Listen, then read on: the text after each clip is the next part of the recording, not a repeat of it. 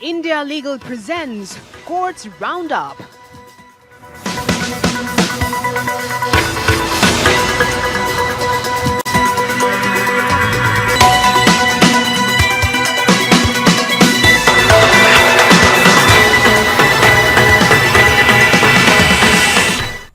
नमस्कार, courts roundup में आप सभी का स्वागत है। मैं हूं आपके साथ सपना नौवार। इस बुलेटिन में हम आपको सुप्रीम कोर्ट और हाई कोर्ट की तमाम बड़ी खबरों से रूबरू कराएंगे। तो चलिए शुरू करते हैं कोर्ट्स राउंडअप।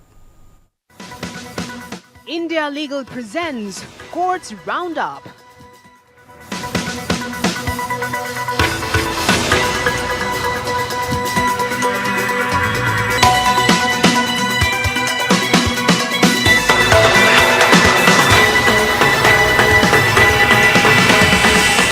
सर्वोच्च न्यायालय ने शुक्रवार को केंद्र सरकार से जम्मू कश्मीर को राज्य का दर्जा बहाल करने के लिए एक समय सीमा निर्धारित करने की मांग वाली याचिकाओं पर जवाब मांगा है। शीर्ष अदालत ने केंद्र सरकार को अपना जवाब दाखिल करने के लिए 6 सप्ताह का समय दिया है। न्यायमूर्ति BR गवई और न्यायमूर्ति के विनोद चंद्रन की पीठ ने कहा कि केंद्र सरकार और जम्मू कश्मीर सरकार के बीच परामर्श चल रहा है और इस मुद्दे पर विचार किया जा रहा है। पीठ ने कहा, हम केंद्र सरकार को अपना जवाब दाखिल करने के लिए 6 सप्ताह का समय देते हैं। केंद्र सरकार की ओर से पेश सॉलिसिटर जनरल तुषार मेहता ने कहा कि जम्मू कश्मीर में हालात सुधरे हैं और वहां के लोग खुश हैं। उन्होंने कहा, 99.99% लोग भारत सरकार को अपनी सरकार मानते हैं और राज्य का दर्जा बहाल करने की मांग करने वालों की बातों को हल्के में न लिया जाना चाहिए। याचिकाकर्ताओं की ओर से पेश वरिष्ठ अधिवक्ता गोपाल शंकर नारायण ने कहा कि केंद्र सरकार ने खुद ही राज्य का दर्जा बहाल करने का वादा किया था और अब उसे इस वादे को पूरा करना चाहिए।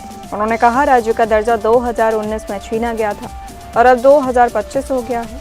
हमें उम्मीद है कि सरकार अपना वादा पूरा करेगी। सॉलिसिटर जनरल तुषार मेहता ने कहा कि जम्मू कश्मीर में हालात जटिल हैं और राज्य का दर्जा बहाल करने के लिए कई कारकों पर विचार करना होगा। उन्होंने कहा कि पहलगाम में हुए आतंकी हमले के बाद हालात बदल गए हैं और हमें सावधानी से आगे बढ़ना होगा। न्यायालय ने केंद्र सरकार को अपना जवाब दाखिल करने के लिए 6 सप्ताह का समय देते हुए कहा कि वह इस मुद्दे पर आगे विचार करेगी।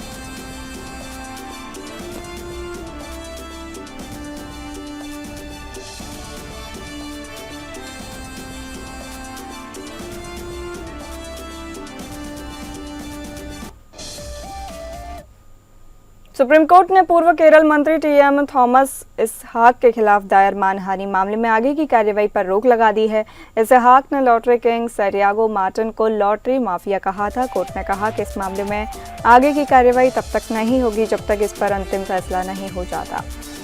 जस्टिस विक्रम नाथ और जस्टिस मेहता की पीठ ने यह आदेश पारित किया। पीठ ने सैंटियागो मार्टिन की याचिका पर नोटिस जारी किया और थॉमस इसहाक के खिलाफ सिक्किम के एक न्यायिक मजिस्ट्रेट के समक्ष लंबित मुकदमे पर रोक लगा दी। थॉमस इसहाक की ओर से वरिष्ठ अधिवक्ता जयदीप गुप्ता पेश हुए। गौरतलब है कि 2019 में एक GST काउंसिल की बैठक के बाद थॉमस इसहाक ने कथित तौर पर प्रेस को दिए बयान में कहा था कि लॉटरी माफिया जैसे सैंटियागो मार्टिन को केरल में काम करने की अनुमति नहीं दी जाएगी। इस बयान से आहत मार्टिन ने 2020 में IPC की धारा 499, 500, 501, 502 और 120B के तहत शिकायत दर्ज कराई थी। मामले में मलयालम अखबार मातृभूमि और उसके प्रबंधन के खिलाफ भी आरोप लगाए गए थे।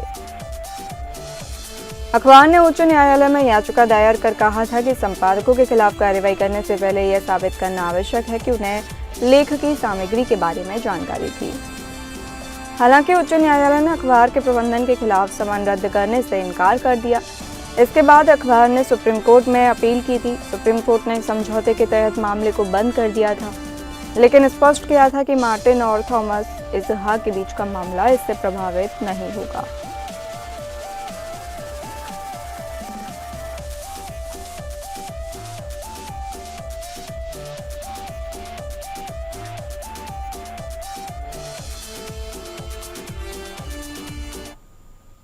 सुप्रीम कोर्ट ने मध्य प्रदेश और राजस्थान में दूषित कप सिरप से बच्चों की मौत की सीबीआई जांच की मांग वाली एक जनहित याचिका खारिज की है। Chief justice B R. गवई और जस्टिस के विनोद चंद्रन की खंडपीठ ने एडवोकेट विशाल तिवारी द्वारा दायर जनहित याचिका खारिज की। सॉलिसिटर जनरल तुषार मेहता ने याचिका का विरोध करते हुए कहा कि राज्य इस मामले की जांच करने के लिए सक्षम है और वे कार्रवाई कर रहे हैं। सॉलिसिटर जनरल ने आगे कहा कि याचिकाकर्ता की आदत है कि वह केवल अखबारों की खबरों के आधार पर जनहित याचिका दायर करता है। चीफ जस्टिस ने पूछा, आपने कितनी जनहित याचिकाएं दायर की हैं?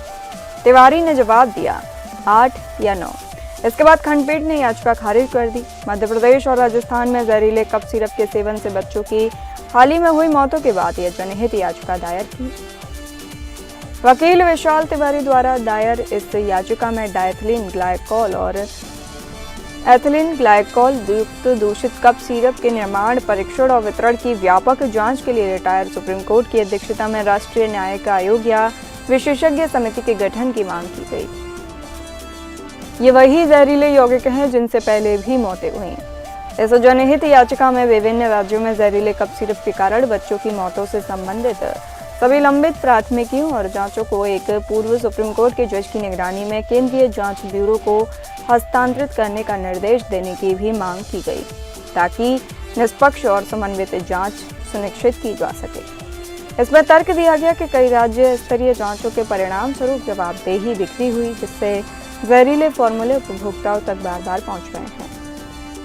जनहित याचिका में अधिकारियों को कोल्ड्रिफ्ट कप सिरप और श्री सन फार्मा प्राइवेट लिमिटेड या उसकी संबंधित कंपनियों द्वारा निर्मित किसी भी अन्य उत्पाद के सभी बैचों को तुरंत वापस लेने, जब्त करने और बिक्री एवं वितरण पर रोक लगाने का निर्देश देने की मांग की गई। याचिकाकर्ता ने मांग की कि इन उत्पादों की आगे बिक्री या निर्यात की अनुमति देने से पहले NABL मान्यता प्राप्त लैब द्वारा इनका विश्व विज्ञान परीक्षण और सत्यापन किया जाए।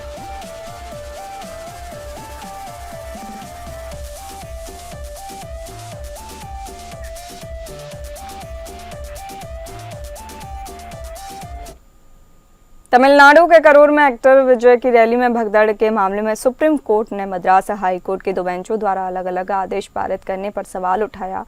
एक बेंच ने सीबीआई जांच की मांग वाली याचिका खारिज कर दी, जबकि दूसरी बेंच ने विशेष जांच दल द्वारा जांच का आदेश दिया। करूर भगदड़ के मुख्य बिंदु। 27 सितंबर को करूर में एक्टर विजय की रैली में भगदड़ मच गई, जिसमें 41 लोगों की मौत हो गई। मद्रास हाई कोर्ट की मदुरै बेंच ने सीबीआई जांच की मांग वाली याचिका खारिज कर दी, जबकि प्रिंसिपल बेंच ने SIT जांच का आदेश दिया। सुप्रीम कोर्ट ने दोनों बेंचों के आदेशों पर सवाल उठाया और कहा कि यह जानना जरूरी है कि दोनों बेंचों ने अलग अलग आदेश क्यों पारित किए। TVK ने सुप्रीम कोर्ट में याचिका दायर कर मद्रास हाई कोर्ट के आदेश को चुनौती दी है, जिसमें SIT जांच का आदेश दिया गया था। सुप्रीम कोर्ट ने मामले की जांच के लिए SIT के गठन को सही ठहराया, लेकिन यह भी कहा कि हाई कोर्ट ने याचिका के दायरे से बाहर जाकर आदेश दिया। सुप्रीम कोर्ट ने मामले में अपना फैसला सुरक्षित रख लिया है और यह तय करेगा कि करूर भगदड़ की जांच कैसे होगी और कौन करेगा।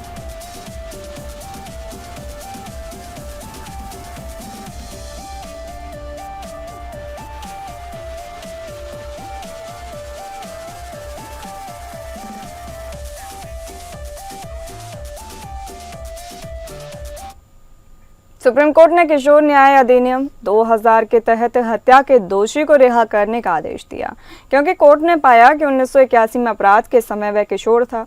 कोर्ट ने कहा कि किशोर न्याय अधिनियम पूर्वव्यापी प्रभाव से लागू होता है और JJ एक्ट 2000 के लागू होने से पहले के अपराधों पर लागू होता है। कोर्ट ने राज्य के इस तर्क को खारिज कर दिया कि चूंकि अपराध 1981 में किया गया था, इसलिए किशोर न्याय अधिनियम 2000 के प्रावधान लागू नहीं होंगे और अपराध के समय प्रचलित कानून लागू होगा। इसके बजाय जस्टिस दीपांकर दत्ता और जस्टिस AG मसीह की खंडपीठ ने संविधान पीठ के प्रताप सिंह बनाम झारखंड राज्य 2005 का हवाला देते हुए कहा, सभी व्यक्ति जो अपराध की तिथि पर 18 वर्ष से कम आयु के थे, जहां तक कि 1 अप्रैल 2001 से पहले भी किशोर माने जाएंगे, भले ही किशोर होने का दावा JJ एक्ट 2000 के लागू होने की तिथि को या उससे पहले 18 वर्ष की आयु प्राप्त करने और दोषी ठहराए जाने पर सजा भुगतने के बाद उठाया गया हो। सुप्रीम कोर्ट ने महत्वपूर्ण फैसला सुनाया, जहां एक व्यक्ति को अपराध के समय किशोर होने के कारण रिहा करने का आदेश दिया गया। व्यक्ति को 1984 में हत्या के मामले में सजा सुनाई गई थी और वह 2022 में हिरासत में लिया गया था। कोर्ट ने कहा, चूंकि व्यक्ति अपराध के समय किशोर था और उसने 3 साल से अधिक की सजा पूरी कर ली है, इसलिए उसकी रिहाई का आदेश दिया जाता है। कोर्ट ने कहा कि किशोर न्याय अधिनियम 2000 के तहत व्यक्ति को लाभ देने के लिए कोई कानूनी बाधा नहीं है।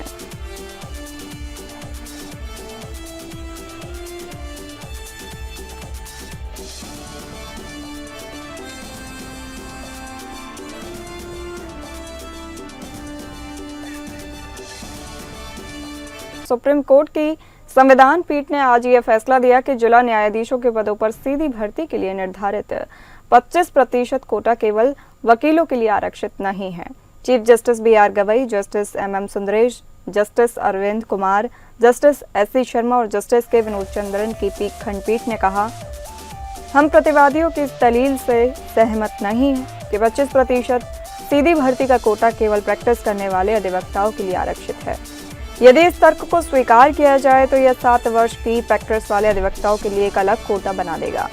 अनुच्छेद 233(2) का स्पष्ट और शाब्दिक अर्थ ऐसी व्यवस्था का समर्थन नहीं करता, इसलिए यह तर्क स्वीकार्य नहीं है। खंडपीठ ने कहा कि कोई न्यायिक अधिकारी जिसने बार में 7 वर्ष की प्रैक्टिस पूरी कर ली हो या वकील और न्यायिक अधिकारी के रूप में कुल 7 वर्ष का संयुक्त अनुभव रखता हो, उसे बार कोटे के अंतर्गत जिला न्यायाधीश पद पर नियुक्ति के लिए पात्र माना जाएगा। सुनवाई के दौरान प्रतिवादियों ने तर्क दिया था कि ऑल इंडिया जजेस एसोसिएशन बनाम यूनियन ऑफ इंडिया मामले में दिए गए निर्देशों के अनुसार 75:25 का अनुपात तय किया गया था, जिसमें 75% पदोन्नति से और 25% पद सीधी भर्ती से भरे जाने थे और यह 25% केवल योग्य वकीलों के लिए था। हालांकि संविधान पीठ ने स्पष्ट किया कि 7 वर्ष या उससे अधिक का संयुक्त अनुभव रखने वाले वर्तमान न्यायिक अधिकारी भी जिला जजों की सीधी भर्ती की परीक्षा में भाग लेने के लिए पात्र हैं। सुप्रीम कोर्ट ने कहा कि 7 वर्ष की प्रैक्टिस वाले वकीलों के लिए जिला न्यायाधीशों की सीधी भर्ती में अलग अलग कोटा बनाना संविधान के अनुच्छेद 14 और 16 का उल्लंघन होगा। कोर्ट ने सत्यनारायण सिंह बनाम इलाहाबाद हाई कोर्ट के फैसले को इस हद तक अस्वीकार कर दिया।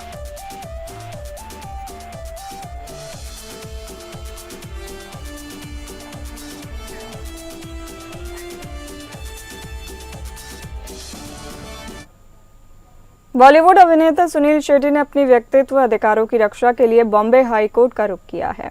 उन्होंने आरोप लगाया है कि कई सोशल मीडिया पेज और वेबसाइटें उनके व्यवसाय को बढ़ावा देने के लिए उनकी छवि का उपयोग कर रही हैं। न्यायमूर्ति RF डॉक्टर की पीठ ने शेट्टी की अंतरिम याचिका पर आदेश सुरक्षित रखा है। इसमें उन्होंने कथित रूप से उनके व्यक्तित्व अधिकारों का उल्लंघन करने वाली सामग्री को हटाने का अनुरोध किया है। शेट्टी के वकील वीरेंद्र सराफ ने कहा कि उनकी छवि का उपयोग व्यवसायिक उद्देश्यों के लिए किया जा रहा है, जिसमें डीप फेक तस्वीरें भी शामिल हैं। उन्होंने कहा कि रियल एस्टेट एजेंसियां, ज्योतिष वेबसाइट और जुआ वेबसाइटें शेट्टी की छवि का उपयोग कर रही हैं, जबकि उनका इनसे कोई संबंध नहीं है। शेट्टी की ओर से पेश वरिष्ठ अधिवक्ता वीरेंद्र सराफ ने कहा, ऐसी कई वेबसाइट हैं जो उनकी तस्वीरों का उपयोग कर रही हैं, जिनमें डीप फेक तस्वीरें भी शामिल हैं। शेट्टी ने अपनी याचिका में आरोप लगाया है कि उनकी छवि का उपयोग उनके व्यक्तित्व अधिकारों का उल्लंघन है और उन्होंने अदालत से इस तरह की सामग्री को हटाने का अनुरोध किया है।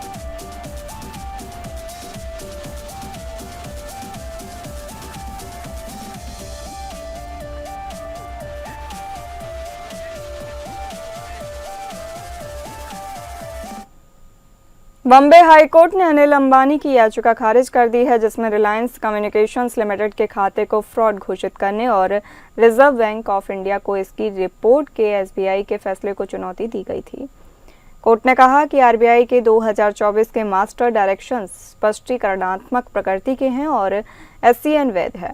कोर्ट ने यह भी कहा कि प्राकृतिक न्याय के सिद्धांतों का उल्लंघन नहीं हुआ है, क्योंकि लिखित प्रतिनिधित्व दाखिल करने का उचित अवसर दिया गया था और व्यक्तिगत सुनवाई का अधिकार कानूनी रूप से अनिवार्य नहीं है। कोर्ट ने कहा कि कंपनी के खाते को फ्रॉड घोषित करने के परिणाम स्वरूप प्रमोटर्स निदेशकों पर स्वतः प्रभाव पड़ता है, जो कंपनी के संचालन को नियंत्रित करते हैं। मामले पर ज्यादा जानकारी देंगे मुंबई से प्रिमल। बताइए Primal. The matter originated from the challenges by the petitioner Anil Ambani against the impugned order dated 13th June 2025 issued by the respondent, the State Bank of India, classifying the account Reliance Communication Limited as the fraud and directing the reporting of the petitioner's name to the Reserve Bank of India.